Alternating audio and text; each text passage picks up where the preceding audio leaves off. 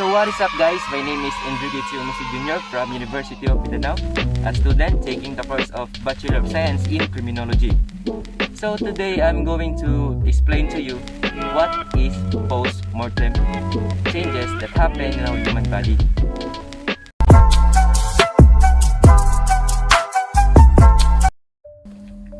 And yes, you heard it right. So a post-mortem examination is done to a human body to attempt to build up the probable reasons for death. It is a technique to decide lawfully basic realities and likely explicit character and cause and season of death. So after that, the body goes through a progression of changes that happen in a convenient and methodical way. These stages are likewise influenced by the outward and inherent variables of the corpse. So by deciding the stage of the condition of decay of the body, the pathologist can gauge the time period where the demise happened. It is very fundamental in medical legal examinations. So post-mortem changes happen to have on 4 stages. So they are the pallor mortis, algor mortis, rigor mortis, and last but not the least is the livor mortis. So the first stage would be the pallor mortis. So you can see this sign in the corpse that includes the expandedness, whiteness of the face and other parts of the body. This is because of the suspension of blood dissemination. The vessels directly underneath our skin furnish us with the energetic gleam of being alive. We don't understand it except if we are ridden. However, when blood quits flowing to the furthest points like the skin looks pale, similar to a zombie. This is absolutely the first sign and also happens approximately between inside 15 to 30 minutes of death. Next in line is the stage of algor mortis.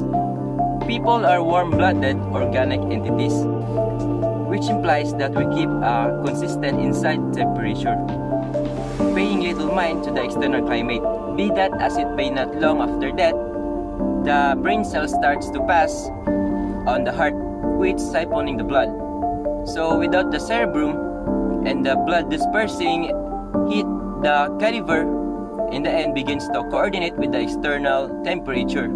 Our ordinary internal heat is 37 degrees Celsius. In the event that the encompassing temperature around a body is not exactly what it is, so it ordinarily takes somewhere in the range of 18 and 20 hours. The temperature of the corpse will diminish to coordinate with the external temperature. So the third stage would be the rigor mortis. So after the death, the body will go flaccid. So every one of the muscles will get loose and the limb will, however, following a couple of hours, the entire body will get solidified. The muscles will become presently contract and become unbending. So this phase is called rigor mortis. Many said that this is the most useful stages because the progression is easy to predict and determining the time of death can be easy to know. So the cycle of rigor mortis begins inside 2 hours. So 2 hours of death and typically tops of around 12 hours. The rigor mortis also goes on 24 to 48 hours. This is influenced by factors like surrounding temperature, and trueness mortis finishes because of the decay of the muscles and the body. So the interaction of this will be the result of secondary flaccidity. So last but not the least is the livor mortis, also known as the final stage of death. So at the point when the heart quits pulsating, the blood is currently helpless before the gravity. So it keeps an eye on gather at specific pieces of the body.